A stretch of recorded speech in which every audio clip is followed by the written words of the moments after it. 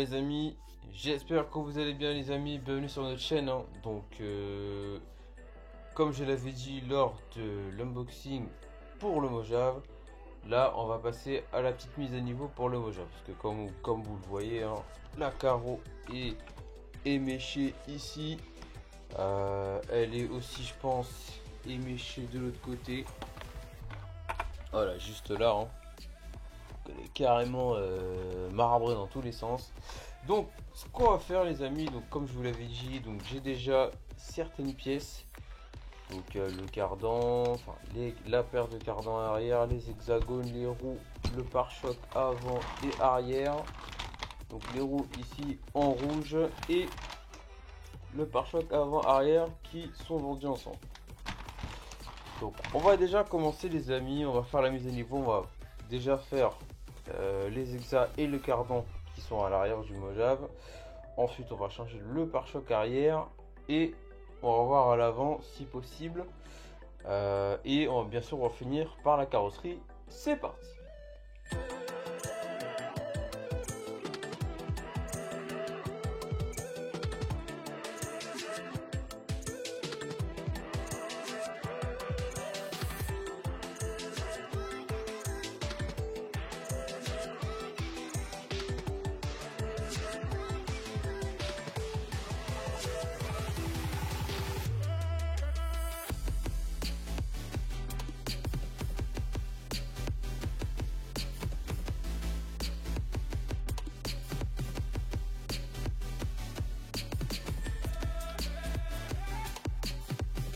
Alors, vous devez vous dire pourquoi je change des hexas du Mojave. Déjà, première parce qu'ils sont abîmés. J'en ai un avec plusieurs. Et de deux, parce que vu qu'en fait, je vais mettre des roues toutes neuves. Alors, je sais plus de quel côté. Il y a un côté de roue qui a foiré. Les gens ont foiré. Donc, en fait, je préfère repartir sur une base neuve. Donc, comme vous le voyez juste ici, hein, sur une base neuve. Parce que là, vous voyez, là, le boulon ici, il fait franchement la gueule. Donc je vais partir sur une base neuve pour éviter, enfin pour diminuer le risque de bousiller l'hexagone de mes jantes. Voilà pourquoi je les change.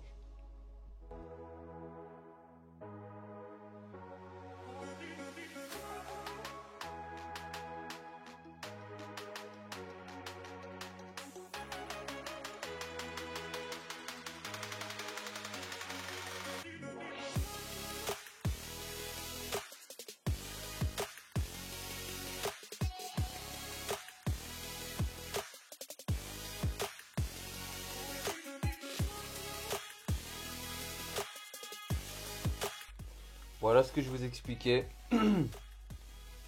lors du colis du jour pour le Mojave. Regardez, j'ai explosé un picot juste ici. Alors je mets ma main pour que vous puissiez voir. Voilà, regardez, là il manque un picot de l'autre côté. Donc là forcément l'appui à l'arrière du train, enfin sur le train arrière ne se fait pas correctement. Donc forcément c'est pas bon. Donc ça aussi il va falloir changer ça.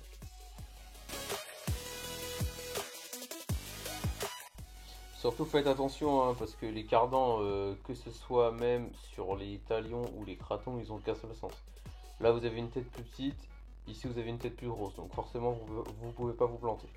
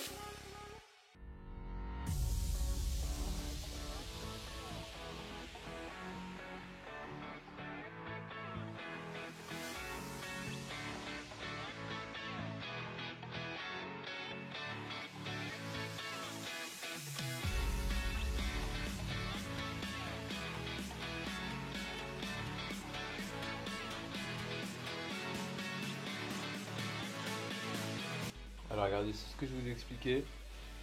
Vous voyez à l'intérieur de la jante, voilà ce qui s'est passé. J'ai carrément tout bouffé l'hexagone de ma roue.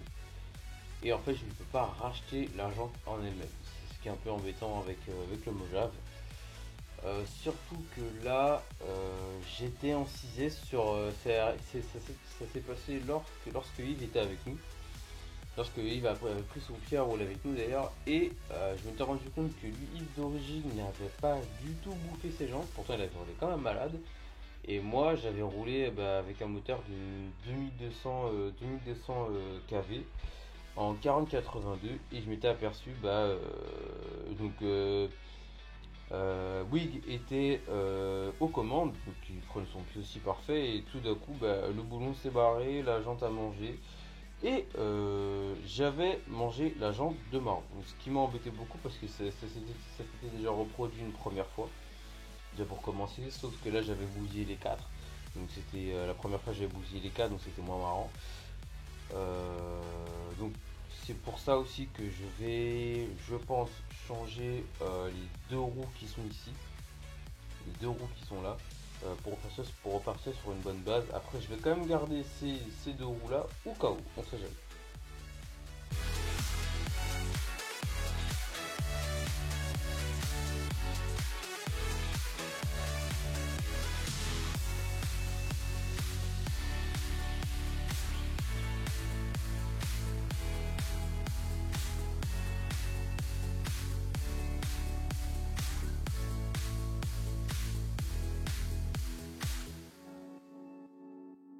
Donc là, je remets une roue neuve directement. Pourquoi? Pour deux raisons.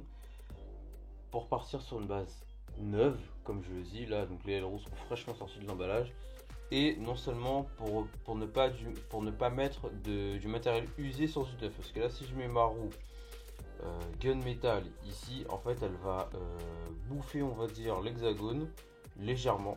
Et ça va rebelote ensuite, c'est-à-dire que ça va me rebouffer la jante. Et je n'ai pas envie que ça se passe comme ça.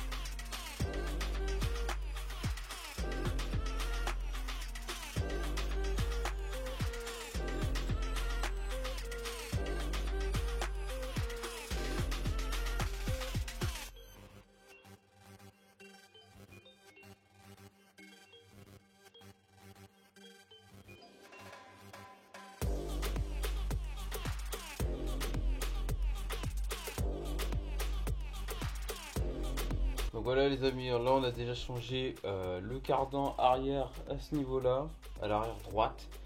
On a changé les 4 hexagones, comme ça moi je suis sûr que mes jantes ne seront pas mangées. Là les amis, on va passer au pare-choc arrière, parce que comme vous le voyez ici, alors j'espère que je pourrai bien vous le montrer, je sais pas si vous avez fait bien attention, j'ai explosé le pare-choc arrière juste là, il manque une partie. Va falloir que je change cette partie. On y va.